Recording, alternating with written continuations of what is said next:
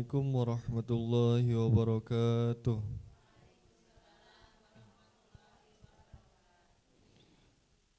A'udzu billahi minasy syaithanir rajim. Bismillahirrahmanirrahim. Idza jaa nasrullahi wal fath ورأيت الناس يدخلون في دين الله أفواجا فسبح بحمد ربك واستغفر إنه كان توابا صدق الله العظيم.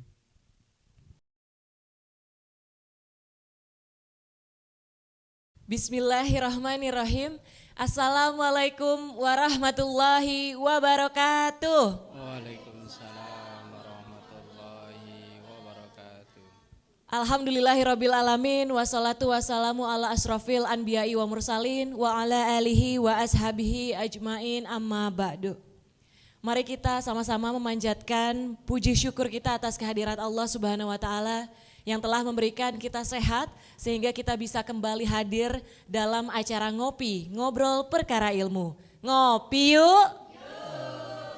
Sebelumnya saya mau nyapa Pak Ustadz dulu. Assalamualaikum Pak Ustadz, apa kabar? Alhamdulillahirabbil alamin. Baik, sehat. Alhamdulillah. Jamaah ibu-ibu yang sudah hadir langsung di lokasi gimana kabarnya, Bu? Alhamdulillah sehat. Dari ngobrol pagi ini Pak Ustadz kita akan sama-sama mendengarkan terkait dengan tema yaitu tafsir tematik An-Nasr. Silahkan Pak Ustadz penjelasannya. Assalamualaikum warahmatullahi wabarakatuh. Alhamdulillahilladzi anzalal Qur'an hudan linnasi wa bayyinatin minal huda wal furqan. Summa salatu wassalamu ala sayyidina Muhammadin sahibil mu'jizati wal bayan wa ala alihi wa ashabihi wa jami'i ummatihi ila yaumiz ziham amma ba'du. Jamaah yang dimuliakan Allah dan juga pemirsa Sinpo TV dimanapun berada, semoga karunia Allah tetap terus mengalir membersamai kita semua. Amin ya rabbal alamin. Di pagi yang berbahagia ini kita akan ngaji salah satu surah pendek yang mungkin menjadi bacaan favorit saat kita sholat, yakni surah An-Nasr atau Idza jaa nasrullahi wal fath. Apal Bu ya? Kalau enggak ya kebangetan. Kalau kata Bang Roma terlalu. Surat ini terdiri dari 3 ayat. Kalau dalam urutan mushaf 110. Kan surat yang ada 114. Lah di surah An-Nasr ini urutannya 110. Kemudian surah ini termasuk dalam golongan surah Madaniyah. Yaitu turun walaupun turunnya di Makkah, tapi surat ini digolongkan dalam Madaniyah. Karena dalam ilmu ulumul Quran ada surat atau ayat yang Makkiyah, Madaniyah. Makkiyah itu yang turun sebelum Rasulullah hijrah. Itu namanya Makkiyah. Bukan kok surat yang turun di Mekah, bukan. Ukurannya adalah hijrah. Kemudian ada ayat atau surat namanya Madaniyah, yaitu yang turun setelah Rasulullah hijrah, yaitu yang disebut dengan Madaniyah. Lah, surah An-Nasr atau Idza jaa nasrullah ini turun walaupun di Mekah, tetapi karena ini turunnya setelah Rasulullah hijrah, maka disebut dengan surah Madaniyah. Kemudian ada satu makalah mengatakan bahwa di antara fadilah membaca surah ini adalah sama dengan 1/4 Quran. 1/4 Quran berarti berapa juz itu kalau 1/4? 7,5. 7,5 juz. Berarti kalau kita baca 2 kali sama dengan setengah Quran. Kalau kita baca 4 kali sama dengan khatam. Berarti ibu ntar sholat duhur bisa 4 kali sama dengan khatam. Oh, bisa buat nyombong dikit lah ya. Saya kalau sholat mah 1 rakaat 1 kali khatam. Wih. Rakaat pertama idza jaa nasrullah baca 4 kali sama dengan 1 kali khatam Quran. Kemudian di episode entah sebelumnya entah kapan ketika kita bahas tentang surah Al-Ikhlas, Qul huwallahu ahad, di antara fadilahnya dalam hadis dalam kitab Riyadhus Shalihin dituliskan sekali kita baca Qul huwallahu ahad sama dengan 1/3 Quran. Berarti kita baca 3 kali sama dengan 1 kali khatam Quran. Berarti ibu sholat zuhur 4 rakaat, di rakaat pertama khatam sekali, rakaat kedua khatam sekali. Hebat ya. Yang penting orang itu tahu ilmunya. Baca idza jaa nasrullah rakaat pertama 4 kali sama dengan khatam Quran. Rakaat kedua baca Qul huwallahu ahad 3 kali sama dengan khatam. Berarti ibu ntar sholat duhur bisa menghatamkan 2 kali. Oh hebat. Gimana enggak hebat ya? Yang penting tahu ilmunya. Kemudian dalam surah An-Nasr ini ketika diturunkan ada satu sisi kabar yang menggembirakan, tapi satu sisi ada kabar yang menyedihkan. Kabar gembiranya dalam ayat ini memberikan informasi bahwa umat Islam itu akan memperoleh kemenangan yang gemilang yang disebut dengan wal fath. Idza jaa ketika telah datang nasrullahi pertolongan Allah, wal fathu dan kemenangan atau pembukaan. Ini kabar gembiranya bahwa Allah akan memberikan kemenangan kepada umat Islam. Kalau dalam ilmu atau dalam ulumul Quran ketika ada ayat diawali dengan idza, itu menyampaikan sesuatu yang belum terjadi tapi ada jaminan dari Allah pasti terjadi. Idza jaa nasrullah, saat atau ketika pertolongan Allah datang. Saat itu belum, Rasulullah masih berjuang mati-matian, tapi ini kabar dan jaminan dari Allah pasti ada. Misalnya dalam ayat lain, idza zulzilatil ardu, ketika bumi bergoncang atau digoncang dengan sekuat-kuatnya goncangan. Ini peristiwa belum terjadi, tapi pasti terjadi.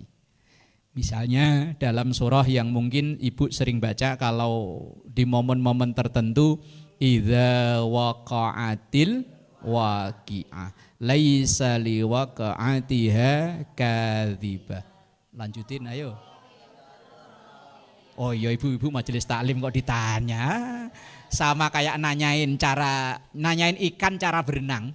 Oh hafal banget, ikan kok ditanyain ikan berenang. Itu ada kalimat idza di depannya. Idza waqa'atil waqi'ah, ketika akan terjadi kiamat. Kiamatnya belum, tapi pasti terjadi. Lah, dalam ayat Al-Qur'an ketika ada lafaz idza, itu oleh sebagian mufassir dikatakan menyampaikan sesuatu yang belum terjadi tapi pasti akan terjadi. Seperti idza jaa ajaluhum, ketika datang ajalnya. Kan belum, akan, tetapi pasti datang. Wallahu a'lam bishawab. Monggo silahkan. Terima kasih Pak Ustadz, semakin seru pembahasan kita terkait tadi tafsir tematik surat An-Nasr. Namun kita harus jeda dulu, tetap di Ngopi, ngobrol perkara ilmu. Ngopi yuk.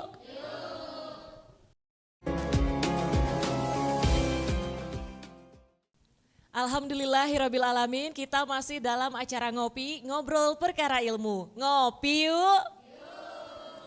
Di sesi sebelumnya Pak Ustadz Ahmad Haris Riswanto telah menjelaskan terkait dengan tema kita pada ngobrol pagi hari ini, yaitu tafsir tematik An-Nasr.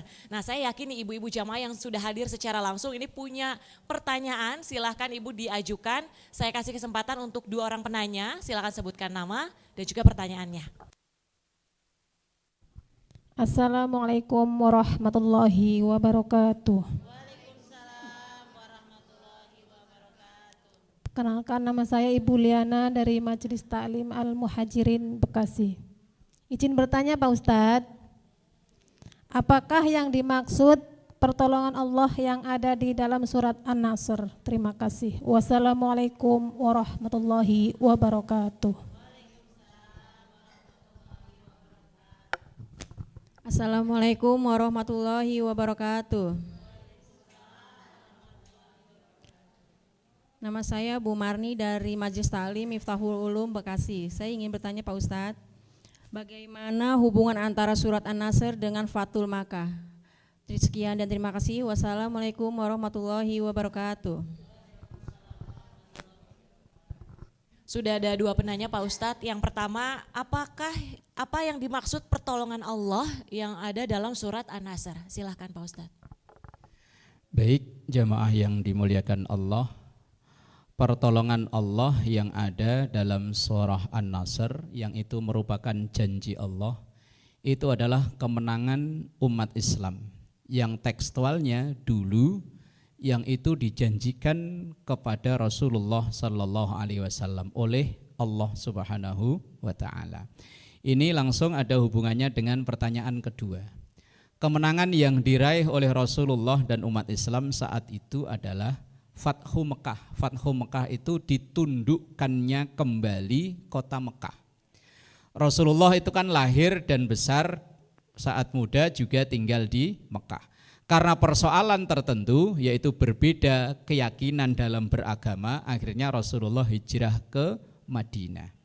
Setelah 8 tahun kurang lebih Rasulullah berada di Madinah, kemudian umat Islam jumlahnya semakin banyak, semakin berkualitas iman dan keyakinannya tentang Islam. Rasulullah awalnya mau berangkat haji.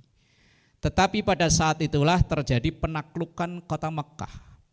Kota Mekah ditaklukkan oleh Rasulullah dan umat Islam tanpa pertumpahan darah. Dan bahkan ketika Rasulullah masuk ke kota Mekah, beliau berpidato. Siapapun yang masuk ke rumah tokoh-tokoh orang kafir Quraisy aman. Siapapun yang masuk ke tempat ibadah aman. Siapapun yang berada di Mekah atau di sekitaran Ka'bah aman. Maka saat itu orang-orang yang dulu memusuhi Rasulullah langsung mengikuti instruksi Rasul itu. Mereka bersembunyi di rumahnya, ada tokoh namanya Abu Sufyan yang saat itu belum masuk Islam, tapi karena ngelihat umat Islam yang makin berjaya, akhirnya Abu Sufyan masuk Islam. Dan tokoh-tokoh yang lain masih banyak. Ketika orang-orang yang tadi yang masih memusuhi Islam disuruh masuk ke rumah tokoh-tokoh, dijamin keamanannya, akhirnya para tokoh-tokoh ini masuk Islam. Maka di ayat yang kedua, wa ra'aitan nasa yadkhuluna fi dinillahi afwaja. Maka engkau akan melihat wahai Muhammad, orang-orang itu masuk Islam dengan rombongan. Afwajan itu rombongan. Wes pokoknya berbondong-bondong, enggak satu enggak, langsung rombongan. Kalau di awal Islam masuknya kan atu itu pun perjuangannya lewat pertumpahan darah. Tetapi begitu proses awalnya Fathu Mekah, ini kemenangan yang dijanjikan oleh Allah, yaitu umat Islam, orang-orang pada masuk agama Allah, wa ra'aitan nasa yadkhuluna fi dinillahi afwaja. Mereka masuk ke dalam agama Allah, masuk Islam dengan berbondong-bondong. Wis pokoknya enggak atu-atu, langsung banyak. Dan itu awal kemenangan Rasulullah. Dan itu kalau dalam sejarah terjadi pada tahun ke-8 Hijriyah. Rasulullah masa dakwah itu kan kurang lebih 23 tahun. 13 tahun dihabiskan di kota Mekah, dan ternyata sambutan penduduk Mekah kurang bagus. Akhirnya di tahun ke-13 Rasulullah hijrah dulu, sebelum hijrah ke Madinah, hijrah dulu ke Taif. Sama, bukan disambut tapi disambit. Bukannya disambut, disambit.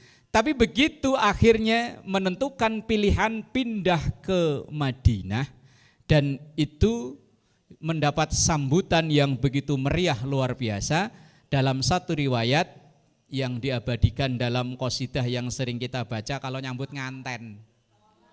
Tola al badru alaina min saniyatil wada'i wajabas syukru alaina ma da'a lillahi da'i. Artinya apa? Sebuah lah pokoknya. Kalau selamat datang itu aslinya ahlan wa sahlan. Tola al badru alaina, tola'a telah terbit al badru. Al badru. Badrun, enggak tahu artinya badrun. Bulan purnama. Alaina kepada kita, artinya ini pengkiasan bahwa cahaya datang kepada kita. Min saniyatil wada' dari tengah-tengah perbukitan. Wajib syukru alaina, maka wajib kita untuk bersyukur datangnya ini. Mada'a lillahi da', karena dialah yang mengajak kita untuk di jalan Allah. Ngantennya datangnya dari pinggir laut, bilangnya min saniyatil wada. Yes, enggak apa-apa lah ya daripada ayo.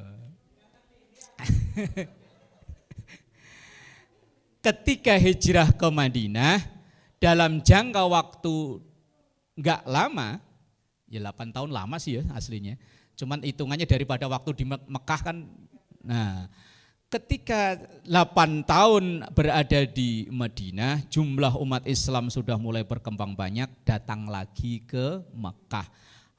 Awalnya orang-orang Mekah suudon, wah ini Nabi Muhammad balas dendam ini, mati kita ini kalau diserang. Wong muslimnya banyak, tapi ternyata Rasulullah enggak. Bahkan Rasulullah mengumumkan damai. Pokoknya siapapun yang masuk ke rumah Abu Sufyan aman. Siapa yang berada di tempat ibadah, apapun tempat ibadahnya aman. Yang berada di sekitaran Ka'bah semuanya aman. Saat itulah mulai umat Islam atau Muslim atau agama Islam ini memperoleh kemenangan dan menyebar sampai ke negeri kita Indonesia. Itu berawal tonggak awalnya adalah kemenangan yang diraih pada saat Fathu Mekah, penundukan kota Makkah, yang itu diabadikan dalam idza jaa nasrullahi wal fath, ketika telah datang nasrullah, pertolongan Allah, wal fathu, dan pembukaan kota Makkah. Wallahu a'lam bishawab. Monggo silahkan. Terima kasih Pak Ustadz, semoga tadi pertanyaannya sudah terjawab dan mewakili pertanyaan pemirsa Sinpo TV yang menyaksikan dari rumah. Nah, kita akan kembali usai jeda, tetap di Ngopi, Ngobrol Perkara Ilmu. Ngopi yuk!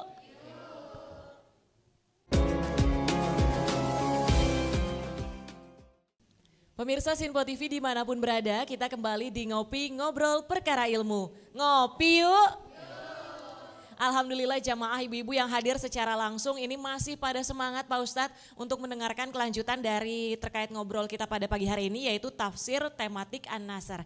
Silahkan dilanjutkan Pak Ustadz. Baik jamaah yang dimuliakan Allah, An-Nasr 3 ayat, baru 2 ayat yang kita sampaikan. Di ayat yang ketiga, ketika melihat orang-orang pada masuk Islam dengan berbondong-bondong itu, maka fasabbih bihamdi rabbika wastaghfirhu innahu kana tawwaba. Konteksnya atau teksnya ayat ini memang ditujukan pada Rasulullah. Wahai Muhammad, ketika engkau sudah melihat orang-orang pada masuk Islam, maka fasabbih, sucikan Allah, yaitu dengan membaca kalimat subhanallah. Ini pelajarannya buat kita. Ketika melihat sesuatu yang luar biasa, yang hati kita jadi takjub dan senang melihatnya, ucapkan subhanallah. Misalnya kita lagi jalan, ngelihat pohon mangga kecil buahnya banyak, subhanallah, ini mangga kecil buahnya banyak. Ini kadang kalau orang sono, bukan orang sini, orang sono itu ketika lihat gitu, gile mangga, ya Allah, bukannya subhanallah malah yang gile siapa? Kata orang sono, ya orang sono bukan orang sini mah alhamdulillah. Sama saya kayak peristiwa Isra Mi'raj, maka ayatnya diawali dengan kalimat tasbih, subhana, maha suci. Karena ada satu perjalanan yang jaraknya ribuan bahkan mungkin jutaan kilometer yang ditempuh hanya sebagian malam, peristiwa yang di luar nalar. Nah, ini saat itu Rasulullah nganggap, wih ini luar biasa. Dulu perjuangannya masuk Islam atu. Lah ini kok langsung berbondong-bondong, maka fasabih, bertasbihlah dengan mengucap subhanallah. Ketika mengucap tasbih itu juga diiringi dengan bihamdi rabbika, dengan memuji Tuhanmu, yaitu dengan mengucap alhamdulillah. Maka langsung digabung subhanallah walhamdulillah. Ini ucapan pelajarannya buat kita, ketika kita dibukakan pintu rezeki, dibukakan pintu kesehatan, dibukakan pintu kemudahan-kemudahan yang dulu mungkin kita pernah mengalami kesulitan. Ketika mengalami kemudahan itulah seperti yang diperintahkan Allah kepada Rasul saat itu, fasabbih bihamdi rabbika. Ucapkan subhanallah walhamdulillah. Apakah berhenti di situ? Enggak, wastaghfirhu. Dan juga memohon ampun, jangan lupa. Karena kadang tadi di segmen atau di episode sebelumnya kita pernah membahas, ketika orang dibukakan pintu-pintu kemudahan, itu kadang terjerumus dalam kelalaian, terlena. Orang yang dulu misalnya hidupnya dalam kemiskinan, kok tiba-tiba orang jadi tajir melintir, udah tajir dipelintir-pelintir lagi. Nah, kadang terlena, maka dalam keterlenaan itu jangan lupa, biar enggak terlena, wastaghfirhu, memohon ampun dengan astaghfirullahal azim, agar kesuksesan yang kita capai ini enggak nimbul kesombongan, enggak nimbul kelupaan, kealpaan. Wastaghfirhu, jangan lupa juga beristighfar, karena innahu kana tawwaba, Allah zat yang maha menerima taubat. Nah, dari ayat ini atau dari surat ini kita bisa belajar bahwa bagi kita yang usaha maksimal, seperti dakwahnya Rasulullah kan usaha maksimal, pasti akan memperoleh hasil. Kalau ada ungkapan manjadda, ntar ngucapinnya keliru lagi, manjanda.